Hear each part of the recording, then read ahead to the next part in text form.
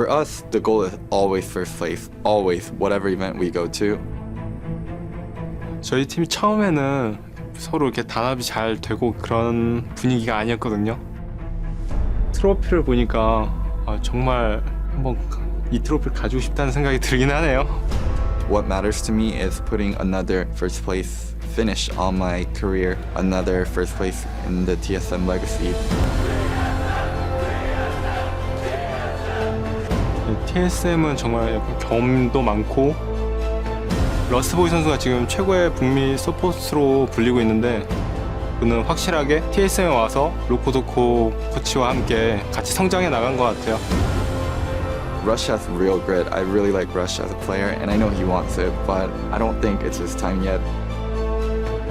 저희가 트로피를 받게 된다면은 이제는 서로 정말 단합이 잘 되는 팀이라고 됐다고 말할 수 있을 것 같아요. We hold ourselves to a certain standard and we meet it every single time. If we lose to TIP, that's it. We're not first.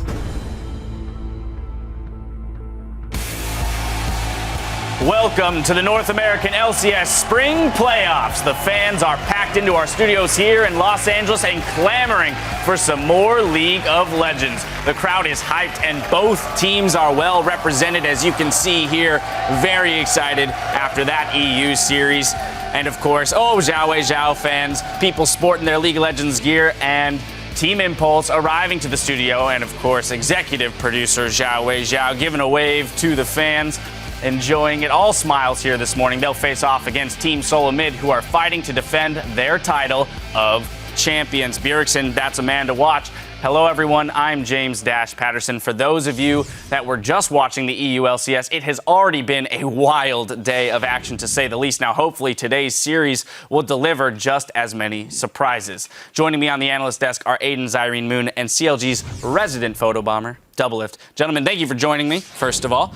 Good morning, or good afternoon. Good afternoon. That series, that 5-game series extended so long that we're well into the afternoon here in North America. First off, I want to touch on that EU series because it was so action-packed. I want to ping you guys for your thoughts on that UOL versus SK game. Man, I love watching UOL in best of fives because they always seem to clutch it out at the end. That's exactly how they made it into the LCS in the first place, is off of best of five, where they just clutched that last game off of Nexus backdoor.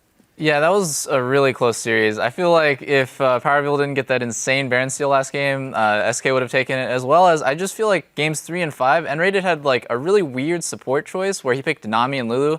Personally, I feel like those champs aren't really in the meta right now. They're really low impact and have low catch or playmaking capability. And that was one of the reasons why SK lost, in my opinion. Yeah, you mentioned meta. That's one of the reasons why I love watching Unicorns of Love, is the way they stretch the meta. I thought you were going to say you love me. I was like, that's one of the reasons I love Zyrene, is meta. I love watching Unicorns of Love because they do everything they can to stretch the meta. We saw the Nara jungle come out, and every time you watch them, you're hoping for something exciting. Anyways, yesterday we saw Cloud9 stage a huge comeback to win their semifinal after losing the first 2 games to Team Liquid. I mean, you were here on the desk with me, Zyrene. Let's recap yesterday for maybe those who didn't get to see that exciting series. Yeah, started off 2-0, really clean there from Team Liquid. It looked like they were going to be the team to just take it all.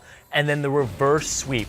The big story of this series, though, is being able to keep your spirits up, because the series isn't over until it's completely over and you've won 3 games. And being crushed in that final game that we just saw there, that level 1, really seemed to devastate their spirits, and there was no coming back from that. That was a game that was all about having trust in your shot caller from behind, and Cloud9 did that perfectly.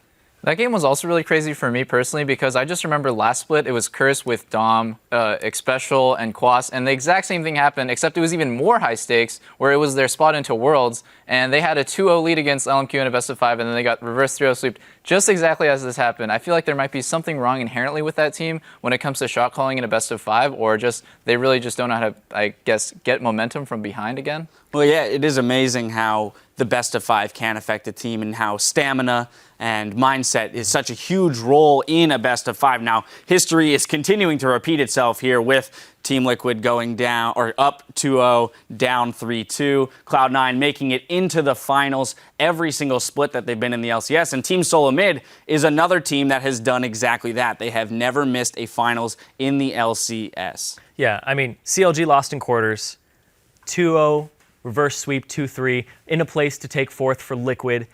Cloud9 made it. TSM looking like they can make it, but there's still a lot of room here. Team Liquid could still get third. TSM could not make it as well. I think this could be a couple of upsets here. I was about to say, Double, do you think this is the split where TSM does not make it to the finals? If I had to put money on it, like, absolutely not. It would be really crazy. I feel like it'd be like, it's called the underdog story for a reason, because it's really unlikely to happen. TIP can win, but really TSM is so favored to win. They're so strong. They made every final so far, like you said. I don't think it's in their favor to lose. All right, well, let's take a look at the bracket to see how it has filled out. As we mentioned, Cloud9 roared back to life after a tough start and clinched a spot in the finals. We'll learn which team they will face off against after today's semifinal between Team Solomid and Team Impulse. The loser of today's best-of-5 showdown will face Team Liquid in a battle for third place. In addition to playing for honor, teams are looking to bank championship points that they will carry with them into the summer split. Now remember, the first place team from summer split will automatically win a spot at Worlds, then the team with the highest points will take the second berth, and the third spot will be decided by a regional qualifier which is seeded by points. So championship points being very, very, very important for teams that want to eventually fulfill their dream of hoisting the Summoners Cup. Now, let's take a closer look at one of the players in today's match. Since joining TSM in the summer split, Lustboy has quickly become a fan favorite. He credits his team for helping him make a smooth transition into the LCS.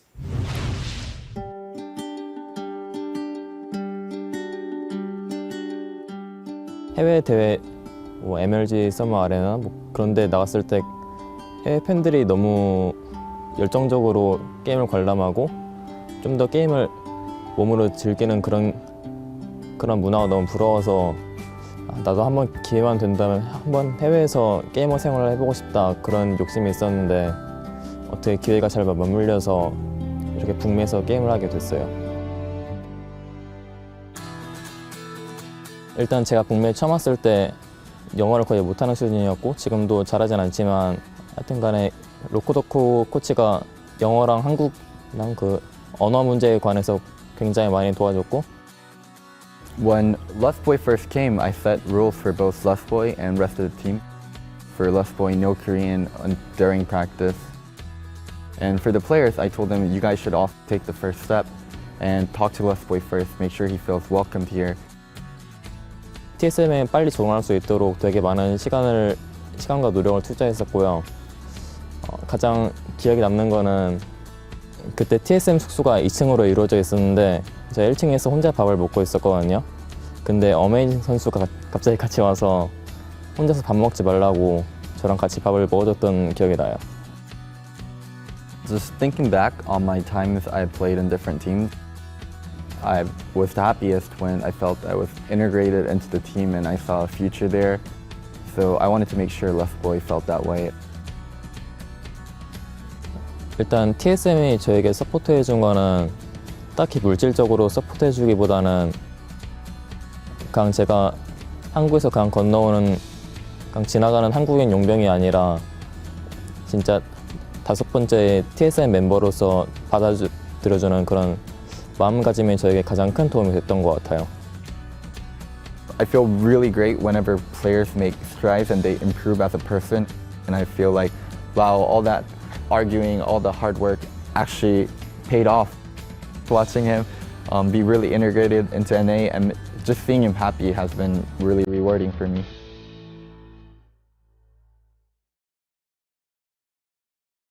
일단 TSM에 있으면서 여러 가지 목표가 있고 그리고 그 목표를 이루기 위해서 TSM에 계속 남아있고 싶고 그리고 그 목표를 이루려면 당연히 계속 이겨야 될 것 같아요. Our goal ultimately is to win Worlds, and I'm sure it's the same way for Lustboy too. I want him to have the opportunities and build a name for himself and also his own legacy. 북미가 가장 세계에서 잘하는 그런 국가가 되고 한국인들이 북미로 게임을 배우러 오고 그런 환경을 만들 수 있도록 그리고 그 중심에 TSM이 있을 수 있도록 그런 팀을 한번 만들어 보고 싶어요. TSM, an organization that has done a fantastic job at integrating foreign players into their organization, and Lustboy, a personality that people have so quickly fallen in love with. And I love the fact that they've been able to cultivate that personality and put it out there, because you see a lot of people come over or join teams as new players, and then you know nothing about them for like a year and a half, and it's like, I don't even care about this guy that much. So now people are invested, they care, and the support that he's gotten from it is absolutely incredible to see. And I think that helps his mentality as a player. When they lose games, he has the team behind him, and he has his fans behind him too. Double, if you've undoubtedly had the option or the ability to be a bit closer to Lustboy, being a player, seeing him backstage, how would you say his evolution has been, you know, from day one in the LCS to now? Well, day one LCS, I definitely thought he was just a quiet Korean. Just, you know, all of the players who come to North America at first, they're a little shy and they're uncertain of their English. But this split, the first thing, first interaction I had with him is he walked up to me and said, "Big fan," like a joke, you know, he's a big fan.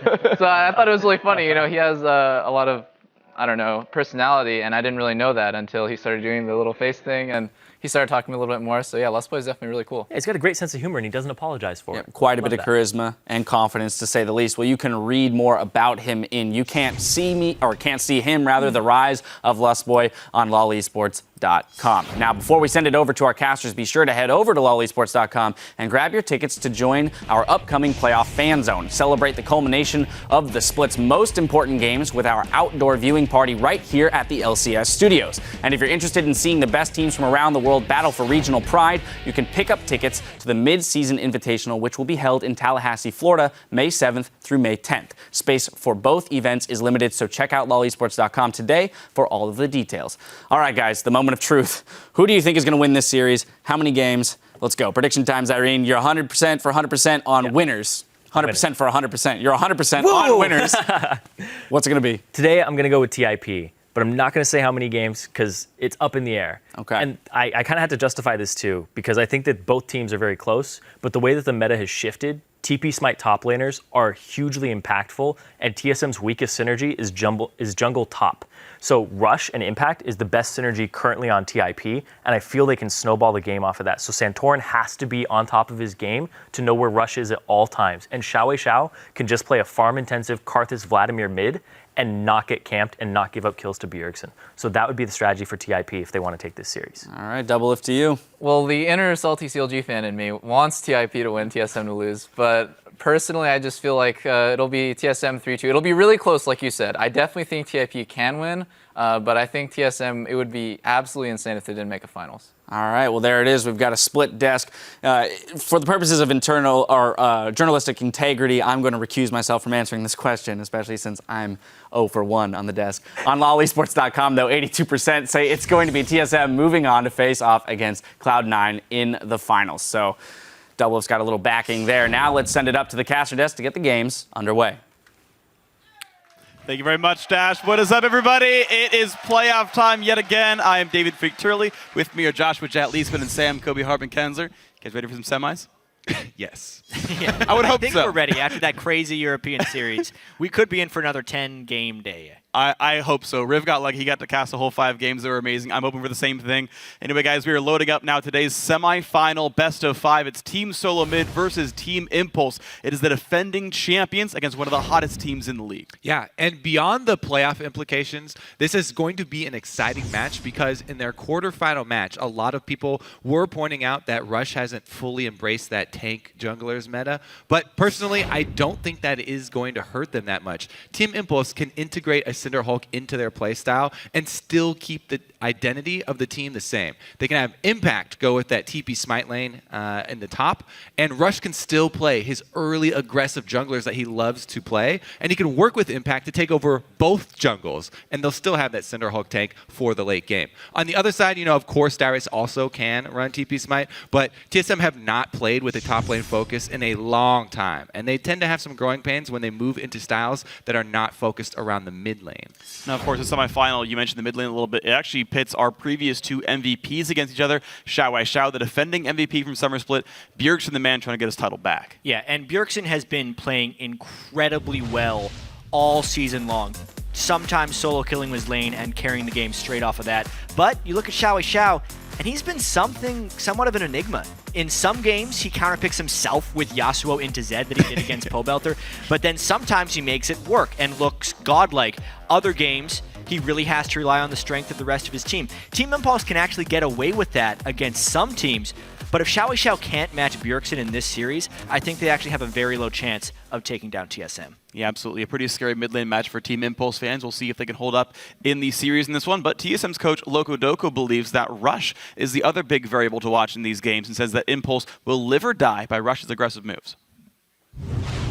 Rush is a wild card. Like, he can be a double-edged sword. If he fails his ganks, I feel like he's going to flop.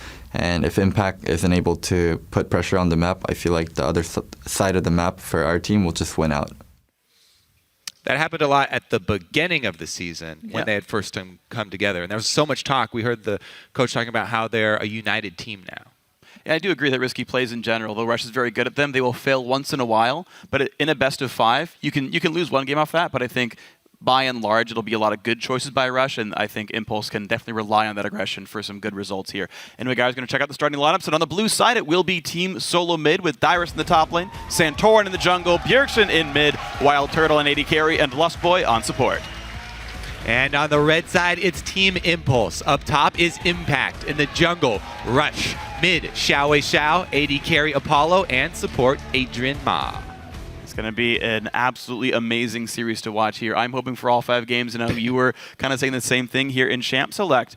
I'm curious to see what ends up happening. Yeah, the strangest thing about the picks and bans on this patch is really every team in every series takes on its complete own identity right here. Will they be focusing some bans onto Rush? Will we see bans focused at Bjergsen or Xiao? What will the strategies end up being? Yeah. Game 1. Will people tunnel on Teleport Smite? Yes, it's cool. It's a neat new strategy, but it's not good on every single top laner, as we've seen many times already. Well, you're seeing some of the bans come out from Team Solo mid, Morgana bans. and Rumble. Yeah, Smiteless top lane bans, though, so it seems like if Impulse wanted to run the strategy, they still could.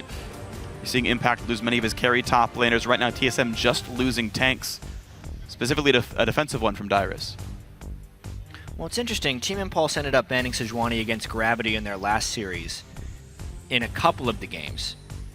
That does speak to Rush wanting to play an early game fighter jungler. So, yeah, he definitely does trend towards those. I keep bringing it up every single game, and he hasn't pulled it out yet. But if he's going to play a Cinderhulk jungler, Rush has put in a decent amount of time on Nunu. And it's actually one of his top 4 played on his main account.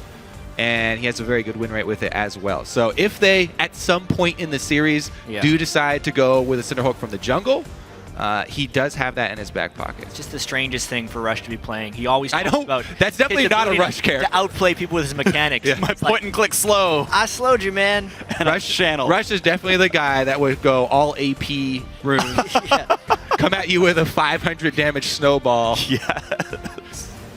His consume mechanics will be full of the outplays. We'll see TSM taking plenty of time now on their first pick. Nunu. Right, TSM's got to know that's on the table here, of course. So the Twisted Fate is also something that was banned last week against Team Impulse.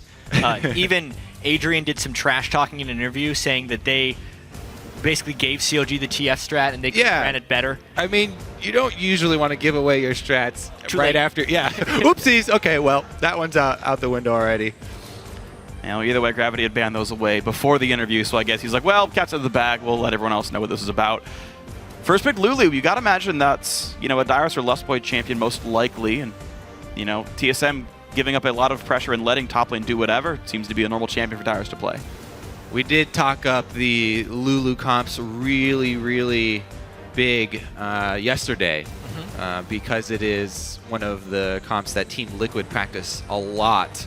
TSM have performed on this comp many times throughout history. Years and years ago, it always comes up sporadically for TSM, and they do use, either Kog'Maw or Jinx and go with those protect an AD carry composition. Wow. Hey, I got it. Kobe! I feel like this bodes poorly for Team Impulse. Whoa! That was fast. Yeah. That was real fast. So, a couple of AD carries in there. I guess we still call Urgot an AD carry technically, but it is going to go to Bjergsen. Marksman, he shows up in Champ Select. Yeah, okay, so. he's a marksman. He is definitely going to go to Bjergsen. We all remember the power training that Bjergsen put in on Urgot after he had to face Keen's Urgot. And it took him a while, but he actually got really good on the champion. So this is a very, very strong double AD carry comp with tons of shields already in it. And TIP fairly low damage right now, so hard for them currently to break through shields. We'll see what they add on top of this. One interesting thing about these TSM picks, though, is they don't have much hyper carry potential. They're not picking the Lulu. The Nunu is taken away from them. That may be one of the reasons they locked in Corki Urgot so quickly. This is actually a bit of a mid-game power spiking, kind of double AD pressure team composition. Huge amounts of mixed damage here. They have Trinity Force Power Spike to rely on, Muramana Transform to rely on. On the other side, though, what we were looking for, it looks like Impact will go with his Shyvana top lane. TP Smite. He has wrecked solo queue with it. It's extremely intimidating. Definitely going to be the TP Smite Shyvana for Impact up there. And it's going to be sped up by the Sivir. Makes it even more frightening. So expect a lot of focus wherever Impact goes, whether they lane swap bottom or have him top, on his lane. And we'll see if he and Rush can do some jungle invading. Kind of reminds you of the days of Darien and Diamond when Darien's on Shyvana and he just bullies through his lane, clears the wave really quick, and then goes to do double counter jungling with Diamond. It definitely was a scary thing overall, and we can see how aggressive this Korean duo from Team Impulse, the Impact Rush, it's almost a stronger duo than Apollo and Adrian, really. Like that's the duo you talk about for the most part with these guys. So the double smite is there. TSM, though, they do get Santorin, his Nidalee, and Lustboy's going to play Janna, so a lot more shields in this team. Yeah, and TSM is actually set up to be a good sieging, poke, pushing team composition right now. So what Impulse needs to do is make sure they get a lot of wave clear here because they already have a fair bit of split push that could be hard to engage on. This is a really fascinating pick and ban phase for the first game. And I actually really like what Team Solo Mid are doing here because they definitely expect the impact focus, whatever top laner it's going to be with the TP Smite. That means that Shyvana is going to be low mobility. Yes, she has her own speed up with Burnout. Yes, she does have her Dragon's Descent. But this TSM team is so good at kiting. This is a 5-range champion team, one of my favorite compositions. And all you have to do is kite back. And if you have good communication and target selection, swapping targets very easy on this team, and you can do a lot of kiting. We'll see if the Sivir is enough for Impulse, though, because that makes Impact a little bit more frightening. It'll be a really delicate balance. The Nunu and the Nautilus were locked in very quickly, and once they get their mitts on someone, it's very hard to get away. Add to that the other things they have to follow up, like Orianna, ball delivery system with Shyvana.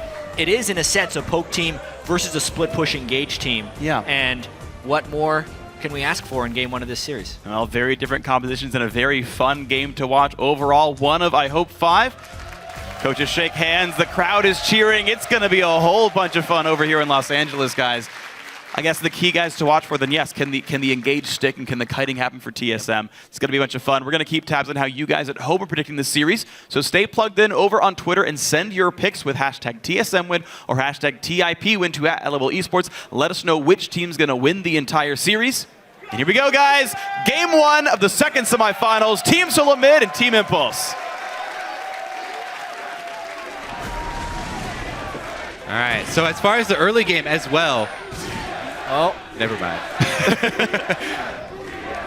Santorin on the Nidalee. Not only does Nidalee fit really well into the team comp here for TSM, but he also has a lot of power early on in this game, and that's what we were looking for from Santorin in this game. See how well he can control Rush in the early game. And that's one of my biggest compliments to Santorin this entire split is how he can almost play any style. Such a versatile jungler. He draws a ban on Sejuani, a tank teamfight jungler, but he's been just as effective on an early game poke pressure champion like Nidalee. And it's not the matchup we expected, actually. Rush on Nunu, where are his mechanics going to benefit him here? He's got to dodge those spears for one, not get smacked by Santorin. Well, he's Nunu bot. He needs mechanics to keep himself running.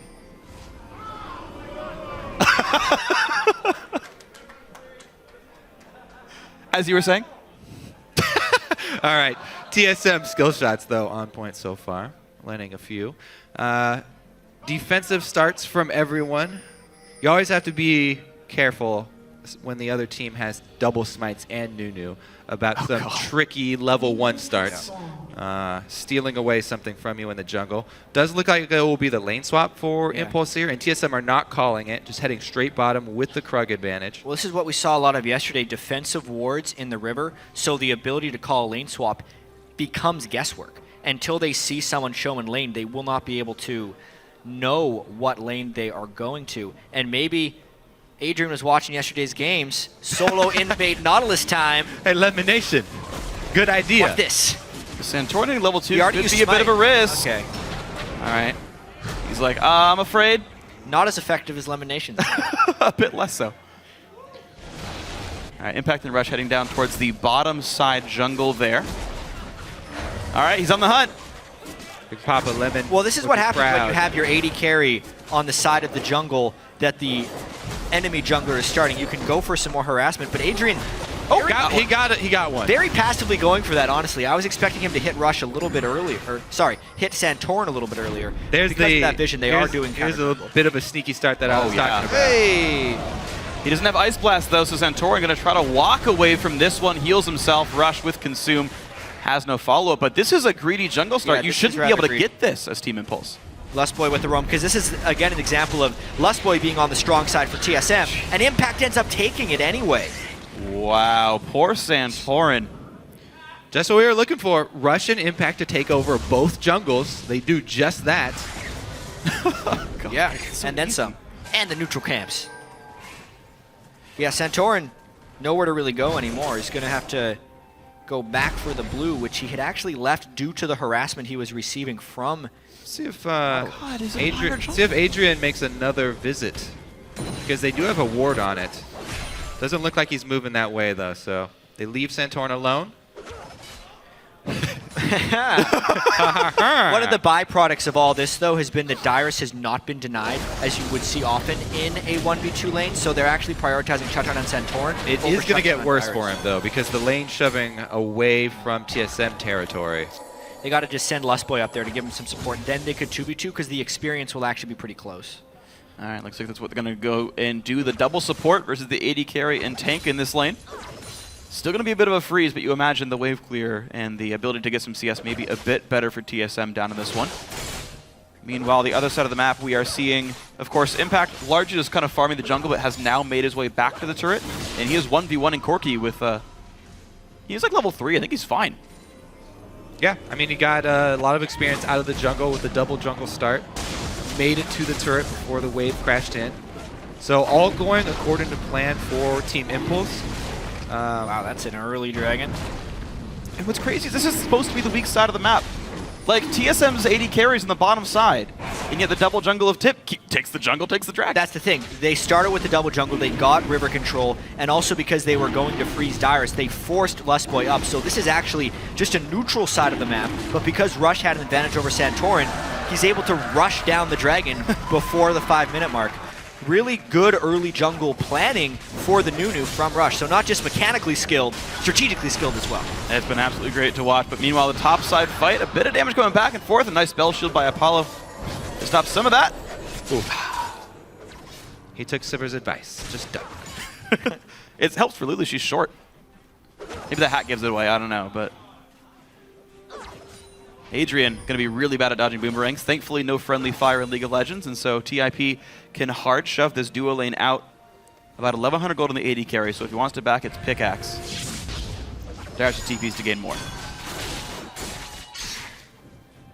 Yeah, we haven't been able to touch on this mid lane, which is normally heavily pressured by TSM.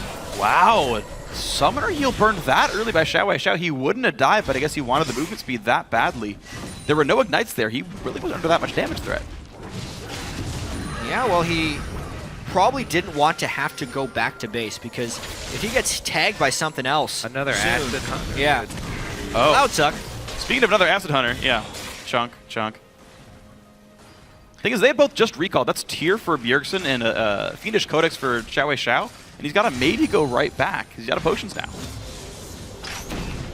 Jeez. The nice thing about Orion in this matchup, though, is he can self-shield himself when the Acid Hunter lands and at least reduce the amount of poke he will end up taking. Yeah. I'm wondering if he's one going to put crab a second claw. point. Yeah, he can take one of those Acid Hunters. I wonder if he puts a second point in shield a little bit early in this matchup just to deal with that Acid Hunter instead. Yeah, so far, not 3 points in queue. This one, Ooh. yep, takes one crab claw. Takes the second one, though. Xiao down to 300 health off this one, 240. The rest supporting the lane. He couldn't clear the pink ward, but he might shove the wave out to give Xiao a recall. He might just have to hold it. Yeah. So again, classic TSM, the mid lane power is actually relieving pressure on the jungle. The double jungle stalled out here with Nunu having to show in the mid lane. Takes away a lot of Rush's game plan. Whenever you show up on the map as a jungler, it affects you for the next few minutes as well. Santorin can see which side of the lane that Rush exits from. Can work around it. So, somewhat of a typical start here for both teams. Impact and Rush providing a lot of duo pressure early on, taking the dragon, making sure Impact, despite not having flash, can have a pretty good laning phase early on in the game. But then the mid lane with Bjergsen, thanks to a nice gank from Santorin, setting Xiao back a little bit. It's going to be a little bit of top lane priority versus maybe a mid lane and bot lane priority there from TSM. What's interesting about all this panning out is essentially the lanes have been equalized. Like, the top laners are within 100 gold, the junglers, it's 200 lead for Rush, but Bjergsen's up 200 himself in the mid lane. But look at Copland getting pressured. Hook lands, Dyrus getting snowballed. He's got no way out of this one. Who's going to get the kill? It will go to Apollo to break the lead apart. TIP get the kill in the 80 carry. Speaking of classic TSM, we've seen this story before. Rush going top to try and punish Dyrus. He upgraded his challenging smite already before he could finish the Cinder Hulk. A lot of people have been going Bami Cinder first, but Impact getting in close for the dueling and takes a chunk out of Wild Turtle's health bar. He's got to be a bit careful until he gets that rage bar filled up, because Wild Turtle can easily hit him from range and kite back for days. With Sheen, the ability to chunk him out is actually pretty high. Yeah, Turtle went with the aggressive part of the Trinity Force first for the extra harass versus the melee champion. Gonna try and keep him down. Cinder Hulk #1 completed. Rush able to upgrade. Interesting, he has gone for the Chilling Smite for the extra slow here, since this TSM team is all about kiting. Basically, TIP just want every extra tool that they can have to try and track somebody down, even though he already has snowballs. Every extra slow counts when you're facing this much disengage. It's definitely going to matter. TSM, as you said, running a 5 range comp, and kiting going to be really, really important. Pretty low crowd control. Yeah. Decent sustained damage, decent burst. And, you know, again, kiting the goal for TSM, so TIP trying to counteract that. Blue buffs traded over. Both millionaires get those without being contested, so secondary jungle invade's not happening yet. Whenever I see these 5 range comps, it gives me nightmares and flashbacks of WoW Arena 5 elemental shamans. Just targeting whoever steps forward first, basically, gets the full focus of 5 people. And you DPS down a single target really quickly. I'm very interested to see how the Shyvana can stack up. Will Impact actually be able to tank all of that focus? Plus Orianna shields. As far as focusing down the person in front, Impulse is theoretically positioned fairly well to do so with really tanky people. Yeah. Double Cinder Hulk is already completed less than 10 minutes into the game. And whether or not they can click on Dyrus and close the distance. Well, they clicked on him, but he's got the ulti and a flash available, so the damage output just not going to land anymore. Key right there was Dyrus timing on his ultimate. Adrian not able to get that slow Nautilus auto attack off for the root. Yeah, great mechanics there. Dyrus, though he's left on an island, he's pretty resourceful himself, so some good plays, but top lane's still going to be knocked down. Apollo with plus 75 attack damage from his purchases. Gonna look good. Shockwave onto Bjergsen. Rush has joined this fray. Couple of slows. There's Chilling Spot on top of that one. A snowball again going to be joining soon. Bjergsen flashes the ulti channel, and there's one more hit. Kill goes to the mid laner. Yeah, a bit of a late flash there. You have to flash an ability if you're going to escape that gank. Pile on slows after slows. Good gank there from Rush. You don't have to bring CC from the jungle if your mid laner is packing already. And Xiao hits the perfect shockwave. Impulse starting to win a couple of lanes here. If they could somehow win that mid lane against Bjergsen, that would be highly critical in this series. Something that happened last series as well for Impulse. Rush didn't farm that much, but he's in a little bit of trouble right now. Seeing fights everywhere on the map. Dyrus forced to flash away. Blue trigger for the chase. The flash engaged from Nunu. Flash away from Wild Turtle. Fights all of the map. Dyrus goes down to Xiao, and Wild Turtle gets out. thought that Rush was caught behind enemy lines, didn't ya? Haha! They forced the mid laner back because it just killed him, though. So Rush, he knows what he's doing. He plans his invades beforehand. You kill the mid laner, then you can go into the enemy territory and invade even on half HP. One of the decision points you have to make as a jungle Nunu is whether you put points in Consume or Ice Blast. Consume is heavier for farming and counter jungling. Ice Blast is more for fighting people.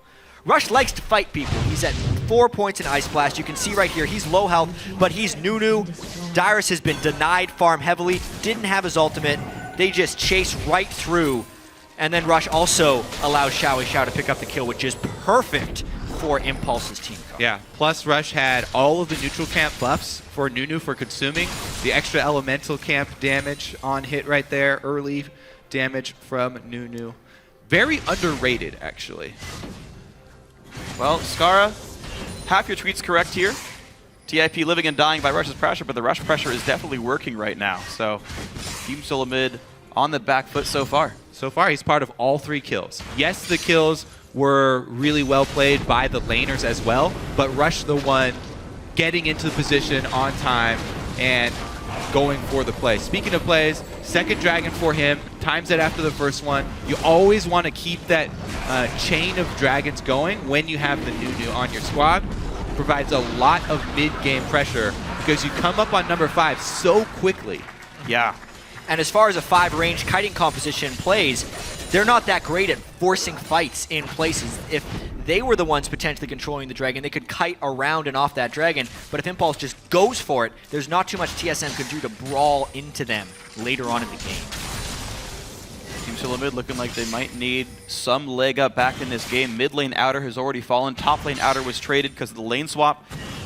And right now it's a 2,000-ish gold lead for Team Impulse. Some very good plays by Rush so far. The dual lane's going to match back up, and it's a lot of attack damage versus not yet a Trinity Force for Wild Turtle. Yep. And plus, since the duo lanes have matched back up, that means top lanes match back up. Impact with the fully completed Cinderhulk. Jungle invading, took some camps out of the blue side, heads back up to the lane for lane farm as well. This is the power of the TP Smite, Shyvana. Uh-oh. Oh, wow. Ulti on a Wild Turtle, but the hook on a Lust Boy. It does have Flash and Monsoon. He doesn't have to use them yet. He misses the auto attack. Adrian does not land the root on Wild Turtle, but Rush doesn't seem to care. Monsoon used to disengage, and TSM will survive this fight. The second time Adrian hasn't been able to get his auto attack off after closing. First one was because of the Dyrus outplay. That one was Adrian messing up his combo, but the aggression from Rush ends up burning the heal from Wild Turtle as well. A lot of pressure created by these plays, but this one doesn't really go in the favor of Impulse. It doesn't just yet, but it will give them some time to run around the map as the looks like the lane's mostly licking their wounds. What I want to watch, Kobe, you talked about the dual lane, or sorry, the 1v1 top lane here, where it was Dyrus versus Impact, of course. Impact right now spending a fair bit of time jungling, and Dyrus was getting a partial freeze. He looks like that's going to be pushed back out. These top laners, I do want to see how their fights end up going. It looks like he's going for a fight right now, not farm. There's no ult on Dyrus. No flash in him either, but Impact doesn't have his bar charged up for ultimate either, so. Okay, Lustboy doing what Lustboy does best, vision control. Puts the Howling Gale out. Yep, that's a Nautilus. All right, stops him out. 5 gold for you, good job. But the aggressive pink ward, or the defensive pink ward rather, is going to stay up there, protected by Adrian and Xiao. Impulse pushing in their own wards and Rush with the Sightstone, getting a lot of control in this bottom jungle. Yeah. Finding the pink ward is half the battle, though, so TSM do know it's there. The question is, can they do anything about it? Rush moving up that vision line, as you said. Santorin at least able to claim his own Raptors. Wow, and a really smart ward right there by Rush, actually. I think it was Rush's ward. It's in front of the Raptor camp, but not on the brush. Santorin just swept that brush expecting a deep ward, but he still has a ward that'll spot the Raptor camp clear itself, so good mind game there. The other thing is, we are now approaching those spikes that we talked about in Champ Select. The Trinity Force done for Corki. Bjergsen working towards his Muramana transform still. Going to be a little bit longer on that. Decent amount longer on that. Yeah, but at the time, TSM doesn't have the ability to force anything. Unless they can group in a lane and start shoving down turrets, they're not going to take advantage of these these power spikes, because once again, TSM doesn't have the tools to engage. They have the tools to siege and disengage, but you have to come from some level of advantage in order to pull that off. Yeah, that's a good point. Plus, if they do siege up, they really do have to worry about all these deep wards. Impact teleport coming from behind you, a flank from this Shyvana at this point would be devastating for this team. Anybody who gets knocked in closer to the core of the Impulse team is going to have a really hard time getting back out. Well, then be careful, Team Solo Mid. Your flash is going to be pretty important tools.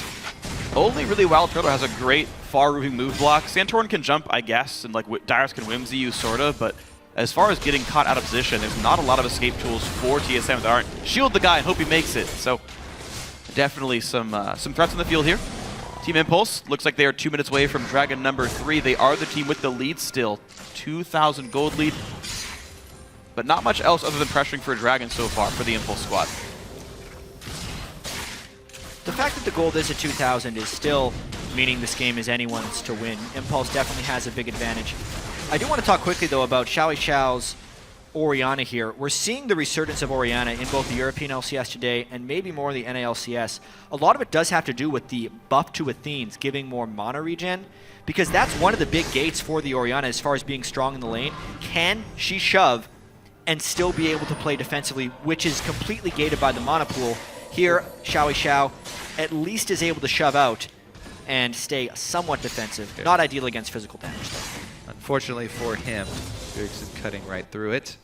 Early Brutalizer completed. So those Acid Hunters really taking their toll. Yeah, Bjergsen doing what he can to shove the wave out. We're seeing, though, that repeatedly he's just not able to get a lot done. Xiao able to shield himself pretty much repeatedly, stay alive. He did not, by the way, put any extra points in shields, 4 points dissonance now, so it seems like just Xiao relying on dodging skill shots in this one. Now you mentioned TSM maybe grouping up, pushing a turret down. They do have Santorin and Lustboy joining Bjergsen in the mid. This is actually to get Dragon Ward control. It spawns in 30 seconds, and TSM are not content to get that one away. That actually really hurts, the double sweeper on the single ward when they're trying to claim the vision around Dragon. Yeah. 30 seconds before. There's one extra ward here from TIP in that all-important mid lane brush, so they will see the move before it happens. The question is, will they be able to purchase and reposition in time? Right now, Impact's heading back already. All right, he's walking down. Lustboy recalled to buy a pink ward because they realized they couldn't sweep any more wards away, but he's the only one sweeping vision control out. TSM definitely has the vision control, but they don't look like they have the team to hold it. You noticed as soon as Rush face-checked the brush, everyone on TSM backed away. Yeah. They're going to try and poke them out, if anything, but Impulse is going to force TSM to them. Let's see if TSM actually go for the mid turret. It looks like they're going to try and take the fight, actually. Shyvana coming in from the back.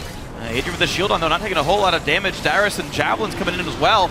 And the top lane is going to be joining the fray. Shyvana's in from the back. There's the ulti on in. Impact, what's he going to go and fight for? The hook on in goes on towards Dyrus. The Dragon number 3 does come in. And now Dyrus first one away. Flash, Ice Blast, catches Santorin, but Apollo wants to go for Dyrus. Is Lulu trying to run away. A couple of Howling Gales knock the team back. And now the whole team is split apart. TIP stuck in the middle. Everybody's any of them. The kiting is working so well, but it might not have the durability to stay alive with this one. Impact is forced away. And no, TSM force Impulse away, but the Dragon still goes to the red team. A preview of things to come, potentially, in this game. Impulse trying desperately in a pretty spread out fight, so TSM couldn't even synchronize their disengage, but they still disengage everyone. Impulse could not close a kill. They did secure the Dragon, but now TSM gets to push down a turret. Yeah, I think that was actually very fortunate for TSM, considering they started this fight with Shyvana at their backs. That was the worst possible scenario that I had prepped for this team, and they still were able to scatter. Yes, it cost them a ton of summoner spells, and they weren't able to get that focus fire that I was talking about, which is the key to the 5-range comp,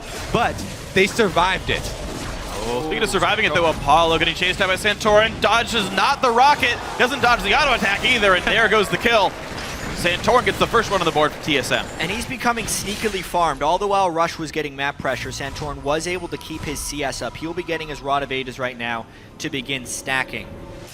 But to talk about that last fight a little bit more, while TSM didn't get the focus fire, neither did Impulse as far as focus firing their initiation. Watch here, they did get the Nautilus ult up top on Wild Turtle, whereas Impact jumped around the side and the Shockwave missed. Yeah. If they were Shockwaving on Impact, that's a kill for sure. on at least 2 people. So it's not like Impulse is hopeless as far as finding team fights. TSM did a great job disengaging this fight though. Yeah, like I said, this is pretty much the best that TSM could hope for with the way that fight started. You know, missed Shockwave, Nautilus ult combo didn't work out for them, and they weren't, and nobody was able to, you know, catch a target. You can see the 5-man squad of Impulse were just changing directions, trying to run at somebody, but they couldn't get in melee range. They couldn't quite do it, so Team Solomid, after all that, they decided, all right, a 5-on-5 is something we can get pretty close to. The Dragon went over, but the mid lane turret did go down, which means this game is now within 1,200 gold. TSM, despite a 3-kill deficit early on, really holding on nicely. Rush playing for aggressive wards. Nice trinket by Dyrus to get rid of the Raptor buff, but Impulse playing around the bot lane most likely, it seems. But this turret is going to go down. Gold lead regrown here. Impulse shoving waves in as well. All right, Muramana Transform, Last Whisper plus Brutalizer. Those Urgot Acid Hunters are really going to take their toll if they can buy time for the poke to land. And the thing is, that last fight was before the Muramana combine as well. Bjergsen has skyrocketed in power since that last fight. And Team Impulse might need to be able to account for that. The fact that Urgot's going to do a whole lot more poke next time around. You might freak out, Freak. Turtle's got the makings of a second item Last Whisper on Corki. Not a fan.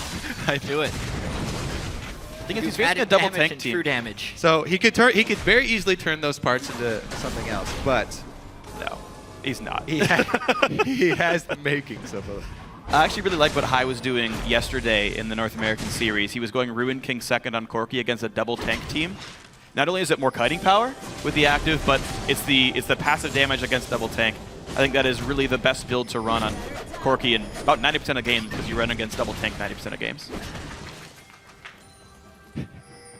Yeah, well, Wild Turtle will get to choose his own adventure. TSM needs to have power for the rest of this game, honestly. Team Impulse will still be building up the initiation tools, especially when Xiao completes his death cap for some lethal shockwaves if they start hitting people. Yeah. Something to worry about with the TSM team composition as well, even just harkening back to pick and ban. When they do end up giving the Lulu, it does fit into some of TSM's greatest strengths, where Lustboy is a master at disengage supports, and when you're stacking the disengage of Lulu with Janna, it can become overbearing if executed properly. Impulse trying to stack as much engage as possible, was not able to do it on that last fight. And it's really hard to set up fights if TSM has the type of wave control they have right now. Oh, absolutely, and you can see TSM doing a good job of holding on to that top lane. The Impact split push not doing much. TSM gets some chunks out in the mid, and now TSM rotates to the top lane. Impact's got to be careful. Impact is trying to punish Dyrus again, but the ward coverage here for TSM is perfectly placed for the top lane focus. Impulse are not falling into that trap, though. They don't run into the area that TSM has warded. They shove straight up mid, looking for a trade. They could They should tank the turret with the Nunu, but Rush was off in the jungle countering. This is Impulse being really behind on the turret trade. They might have to try a sloppy fight, but the disengage potential, unless Impulse engages very precisely, would stop it. They're trying to flank, but they are out of sync. They're using Sivir to push down the mid lane, so it will be a 4v5. Top lane tier 2 will go down. TSM get the rotation on 2 turret kills. Impulse will trade 1, though. They finally got mid lane pushed down. And the question is now what happens in the second half of this one. Dragon up in 30 seconds. TSM definitely getting the advantage, but they're now very far away from Dragon. Ooh, they're near Baron, though. What an interesting series of events. I think this one's going to continue. We talk about Impulse trying to become more and more cohesive as a unit, but TSM definitely showing more cohesion and experience in shot calling right there. They do have to reposition, though, otherwise they make a real 5 Dragon threat. I mean, number 4 is actually really important. It looks like TSM actually making the move to go inhibitor for Dragon number 4, though. Oh, wow. Okay, how many resources do you send Team Impulse? It's just Rush and Apollo 3-man defense, considering one of them is an Orianna, is maybe just enough. Bjergsen recalls, Dragon 4 certainly going to Impulse. TSM bet off more than they can do with that top lane. That 5 stack coming up very quickly against the new team. Team Impulse have so much pressure now. Next Dragon spawn, they can actually make the 5 range comp walk into them. And it would only be 31.5 minutes into the game. Because Rush was able to solo the Dragon at level 3, and they've maintained pressure over that objective, it's always much faster than you expect. Yeah, it's always the goal with Nunu. Objective control. Try and tame things. those. Oh dear. Well, here's an interesting thing about 5 Dragons as well. It will make them even stronger in team fights, but will they actually be able to get the team fights? They still have to use that 5 Dragon fight. I think they get the 5th Dragon, they go for Baron, and then they try and just dive turrets. If they can't actually catch or fight TSM, though, that may be their plan. Bjergsen, that blue buff might cost him. Here he goes, gonna swap in. No, gets stopped out. The hook's gonna come in. Bjergsen has some defensive stats, but only for a few more seconds as in comes the rest of Impulse. Lossman's gonna buy a bit of time, and he gets healed. He's actually still alive. The fight's gonna continue. Apollo low on health, and Bjergsen putting a lot of damage down from the backside. Rush now stuck in the front as well. Great Glitter Lance to slow down a few more members. Xiao forced to run out of this one, but he's gonna be a bit careful. Will they really go for this? Out of mana. Bjergsen sped up. Xiao yet to hit a shockwave in a team fight. That is so critical for them. Again, they had the catch, but they got disengaged by TSM. Mana. Bjergsen is painful. He got the blue buff. I call worse. Man, I don't know why. This is one of the first times I've seen Xiao hesitate on pulling the trigger. Usually, Team Impulse blow as many ultimates as they have to get a kill. Oh, hold on. Uh-oh. Rush getting slowed down. The chain slows from Bjergsen. Chilling Smite. He's gonna go die for this one. No, he's not. Are you kidding? He broke the shield for the slows, flashed away, no impact to rejoin the fight. Bjergsen caught alone on the chase. Adrian's gonna go down to Bjergsen though. It's gonna be a lot of damage. They're gonna trade back though, and Bjergsen goes down a 1-for-1. Crazy fights. Santorin comes in, gets a second kill. Revenge for Bjergsen. Chase on Apollo, flashed away. Wild out of misses, rocket number 1. He's gonna hit him with the Gatling gun and take a second down. That is a 3-for-1 TSM. The shield's at full strength, Captain. Put him up on Bjergsen. He survived for ridiculously long inside the enemy jungle there. And they're able to take down 3 kills. We get to see the power of stacking shields with the kite comp here. The power of being able to get away from any fight with good team coordination and some great re-engage play. And then exactly re-engage, because Santorin is so sneakily fed in this one. So first off, Bjergsen goes on a solo mission, goes to try and finish Rush, and now it's all about who can collapse to the fight the fastest. When Bjergsen forces the flash out of here, he immediately creates an odd-numbered fight. Yes, they go for Bjergsen, but he keeps himself alive for so long that it is such a tilted fight. Bjergsen basically took 2.5 people out of that fight before it even began. Then Santorin lands a spear to go for the re-engage. Beautiful execute there on Xiao. And as we know, Turtle valking and flashing into the team fight. Impact missed his ulti right there, trying to chase down Santorin there. I think he might have had enough damage to kill him if he had landed that vacuum dragon spam, but didn't happen there, so. This may be one of the games where getting 5 dragons doesn't mean that they win the game. It doesn't give them a monstrous leg up, just a potential because of how well TSM is able to disengage from Impulse here. The extra speed boost is going to be almost as important as the extra damage that you get from number 5 for this team. The thing is, though, with TSM being such a split damage team, all this mixed damage, it makes it really hard for your super tank to be that effective. Right now, Impact pretty heavy on the armor resistance, and the magic damage will cut right through him. Bjergsen's got so much armor penetration, all that armor stacking's not even helping him that much with the main attack damage dealing threat anyway. So Impact actually fairly squishy here as far as the resistances go. Team Solo mid, big threats in the jungle, mid lane, and 80 carry roll, and hard to itemize against all 3. It's looking good. The biggest thing you do against a poke team that you can't fight is you force them into spots where they can't kite. The Dragon will not move, the Baron will not move. So Impulse needs to make sure they don't get caught chasing kills in the jungle or in the open, but they fight entirely around these objectives. Well, that next big objective, 1 minute and 30 seconds away from Dragon number 5. Impact right now stalking Dyrus. Dyrus knows, nice leash there. And he'll get the Krug, right? Yeah, all right. More gold for Impact, level 16. Looks like Impulse just accidentally dropped a pink ward in the mid lane there that they actually needed for the Dragon. Yeah. Well, if it was Adrian's, he could just put a new one down. That guy still has one in inventory, but I don't know who actually put that ward down. Right now, though, Team Solo mid still pressuring mid lane. They're really not letting Impulse get vision control, yeah. I mean, they're the ones with the deep wards on the blue side jungle here. All right, let's see how well this siege goes, though. Target is Bjergsen. Knockup comes in. The hook in as well. Bjergsen has nowhere to go, but he's going to get backwards very, very far. Russ still trying to buy some time, buy some zones. 3-man shotgun, but it does almost no damage at all. The chase still coming in. Impact tries to kill Bjergsen, but Wild Turtle's going to be the target after Bjergsen gets all the shields. Finally, Team Impulse get a kill in a team fight. How hard do they have to work for said kill, though? Oh man, they are really low, and TSM might be on the re-engage path. Now they're going to try a lot of shields. Low cooldowns means they can keep those health bars deceptively large. Impulse not able to stay in a 5v4. That could be Dragon. 15 seconds. Blue buff instead, maybe. Maybe both. Blue buff would let Bjergsen continue to spam out any poke for anyone who gets near Dragon. So the main objective for TSM there, accomplished. They get control of the Dragon area. Uh-oh, circling around here though. Double smites available for TIP and the Nunu consume with no flash though. Kind of low as well. That's a really nice assassin hunter from Bjergsen. Impulse is going to push him off the Dragon and go for a fight. Oh, the flash Q lands a one-shot Lustboy with a dissonance. They had Xiaoxiao show up without recalling and healing up his health just high enough. Dragon 5 in the crosshairs. That's going to go over. 5-man Dragon buff for Impulse at 32 minutes. I love this matchup. Both teams showing the strengths of their comps here. And the difference coming out with just slivers of HP.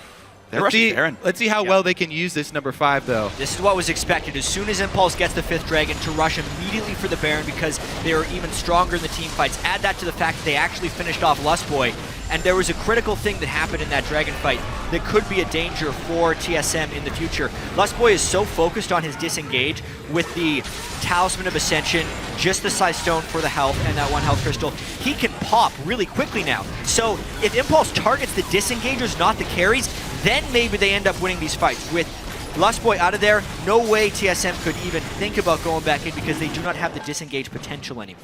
Yeah, that's why we keep on bringing up the communication for a 5-range team comp like this. Not only do you have to focus your damage, but also your defensive abilities. The shields have to be applied very quickly to whichever target Impulse are actually going for. If Xiao is sneaking the Orianna ball into the backline and one-shots your AD your support, then it's actually taking out a huge tool for this TSM squad. Now, TSM need all the tools they can muster right now. They've still got about 2 minutes on Baron and a minute and a half on Dragon 5 for Team Impulse to push in. And this is probably the highest Impulse will ever be spiked above TSM right now. They've got both big global buffs, neutral buffs. If they can't do anything with this, when will they ever get anything done? This is the moment for Impulse, for sure. The thing is, TSM still has pretty good wave clear, pretty good disengage. Basically, Impulse needs to try and shield up, keep the wave alive, and get an initiation without having to dive Nexus turrets. But here they might go. I don't know if they're going to get Bjergsen. Shotgun comes in. Oh my god, that's a lot of damage! Santorin almost dies as well. Okay. That hurts a bit, and Team Impulse going to look for bottom tier 2. Now Wei Xiao comes up huge, killing his MVP counterpart, looking to make a case for himself this year. That 5th Dragon buff helping his damage a little bit too. That's exactly the break they needed. Didn't have to dive super deeply, but because of the shockwave, this push could go all the way. Oh my god, Dyro's getting caught up as well. He explodes. 2 kills in a row. Team Impulse looking to use these buffs to close the game out right now, but they are out of minions. Wild Turtle will survive with a Valkyrie. Impulse impatient here, waiting for minions. The cannon not going to break a backdoor bonus or tank shots for him. Out goes TIP for now. The respawn's coming in fairly soon for TSM. Plus, it's extremely difficult for TSM. They still will be facing reoccurring Dragon number 5 spawns. Yeah. Every time it comes back up, Impulse have a huge draw out to the middle of the map where they can pull TSM into the team fight that Impulse are looking for. Plenty of wards laid down leading up to the Dragon area already. It's looking very good for Impulse here. And Xiao has become Orianna in this game. He really, it doesn't matter if you can reactively shield or disengage if one shockwave combo kills you. I mean, Bjergsen, at this point, they stun him with an auto All shields are up there, too. Yeah, they break through the shield with the boomerang, and then they just blow almost 2 people up with the shockwave combo. Bjergsen doesn't have any magic resist. He's relying on his swap to get him any of that. So he doesn't get to swap anything. He gets cut down. Yeah, he has by the no defensive stats. That's period. No Aegis of the Legion on TSM because they're all super focused on disengaging and not fighting. But at a certain point, if you're getting caught by any spell, the one-shot protection just is not there. Well done by Team Impulse to find the dive. Sivir and Nautilus into Shockwave.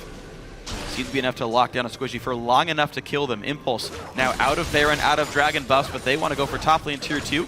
Right now, Dyrus is sitting there, wave clearing bot lane, so a 5v4 over here at the least means the turret goes down.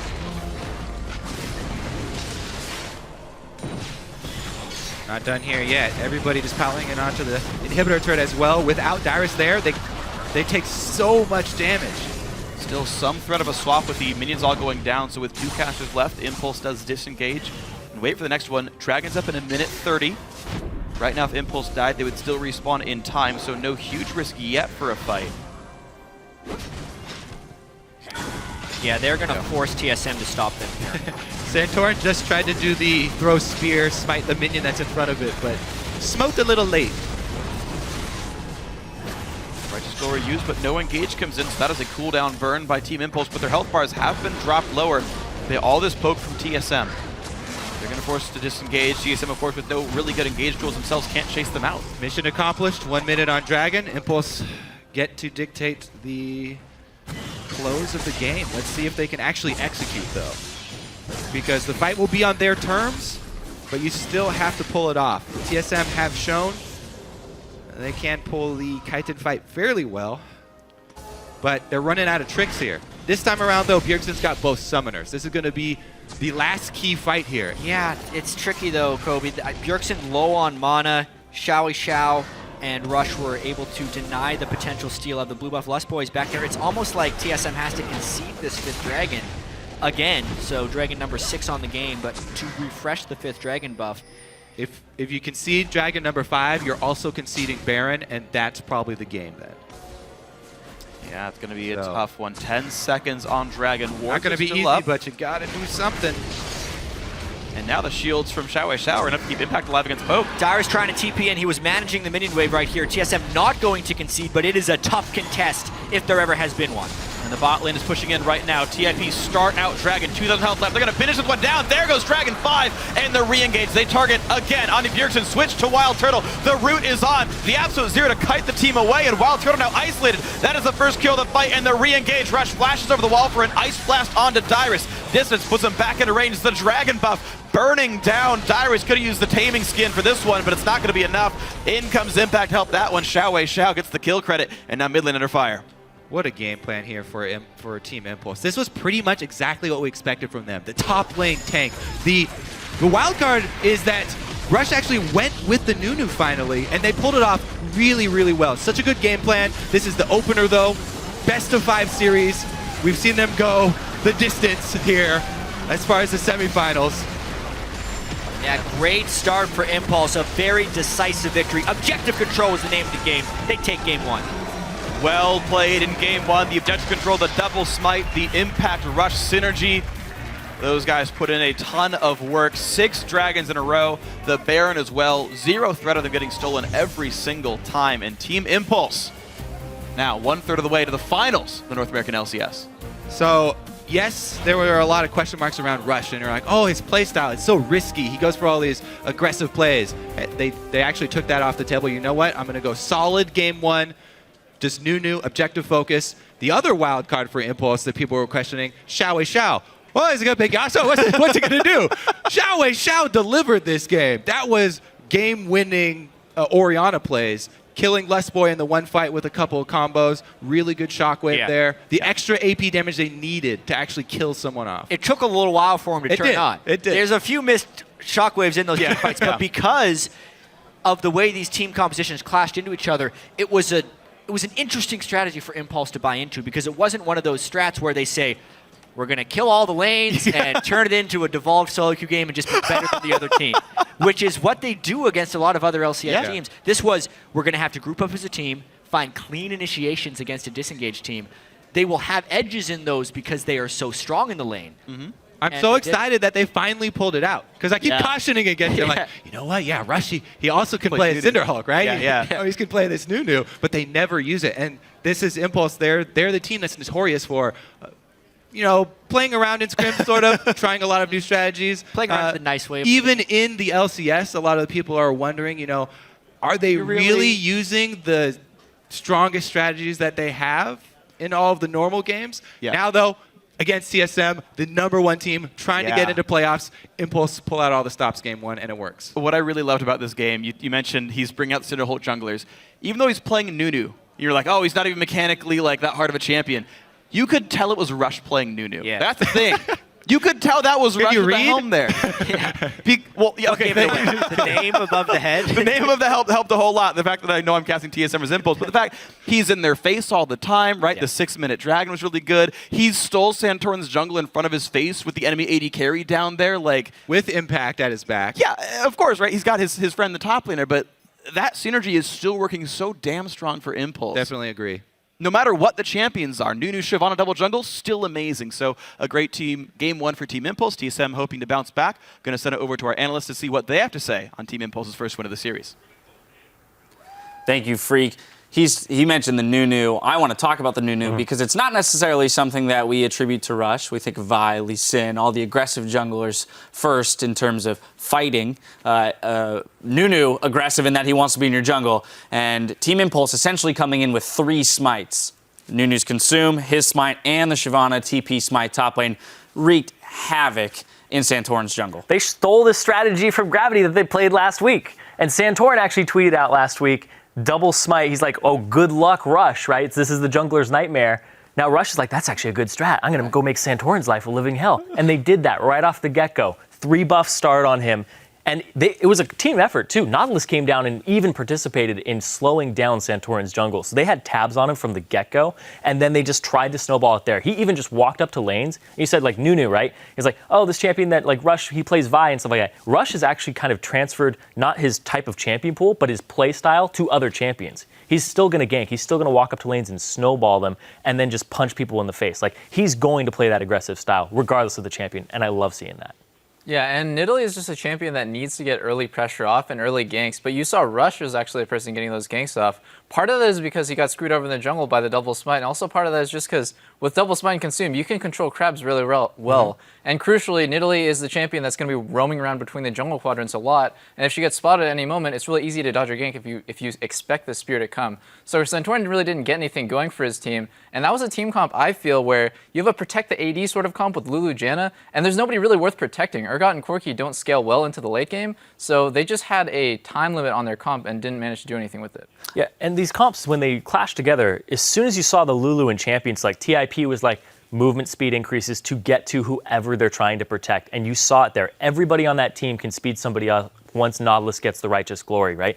So at the end of it, it was disengage, kite back damage from TSM, so they can't force objectives. It's all TIP that get to arrive at the objectives, and TSM can't force their way in once that happens. So the comp from TIP and the reaction to the Lulu first pick, which they assumed was for Dyrus, was perfect for them, and their champion select was flawless. Yeah, Santorin being relegated to farming through his jungle relieved a lot of pressure for Impulse's laners. And then, as you mentioned, the clash of the two styles here, the entirely poke, disengage composition versus the you're not getting away from us if we want to engage composition on the side of Impulse, and the objective control that they had. And that's what I want to look at next, because that's what I feel Team Impulse used their smite and the Nunu Consumes, the double smite Nunu Consume, to perfectly control the global objectives on the map and put TSM in positions where they had to fight but had no way to engage. Yeah, even though the gold was even for so long, that 5th dragon creeped up on them so quickly, and that's what opened up the game.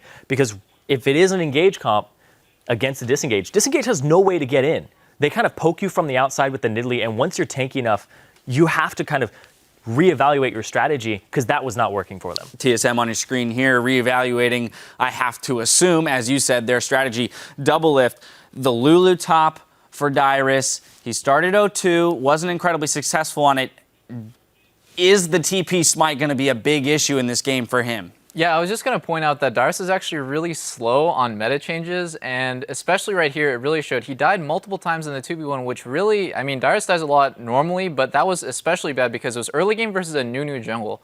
And not only that, but crucially for TSM, Dyrus is almost never a damage threat. He's normally the punching bag of that team. They have Bjergsen and Wild Turtle doing a lot of damage. And in this meta, TIP is at such an advantage because if Impact gets going, and he's amazing at getting going, and he gets Skirmisher's Saber, you can reduce the damage one of those 2 threats does by 20% and just become impossibly tanky to deal with. So this meta is putting TSM at such a disadvantage with the way they're playing and how far behind they are, I guess, in understanding it. Yeah, TIP have to find a way TSM had to find a way to shut down this meta from TIP, ban out top laners that use that smite, find something, and possibly adapt themselves. I don't know what they have prepared, but this is the meta that TIP stands a good chance against TSM. I also think that TSM needs to find a way to be more proactive. Yes. Because this poke disengage composition, as we've stated, although can have pressure from the Nidalee, and if you are ahead, great, you siege up against a turret because, Impulse can't do anything.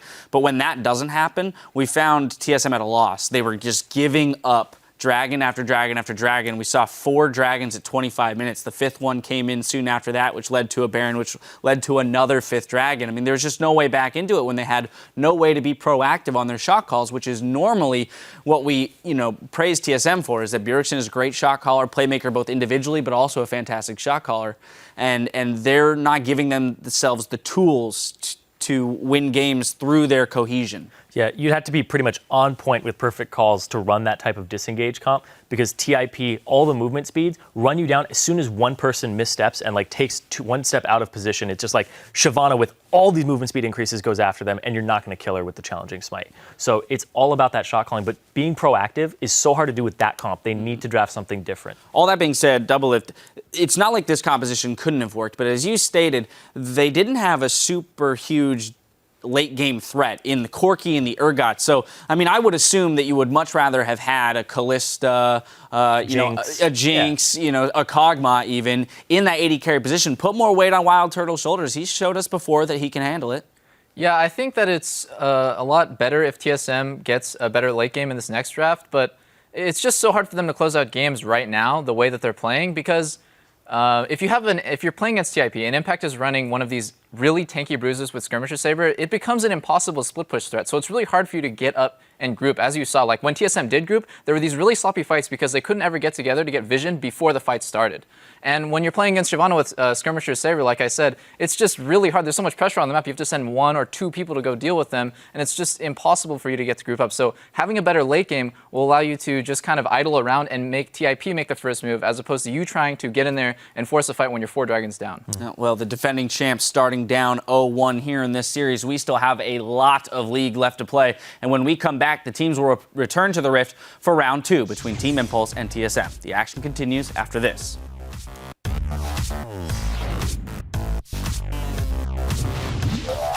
Adrian. Huh? Why you got me so rude?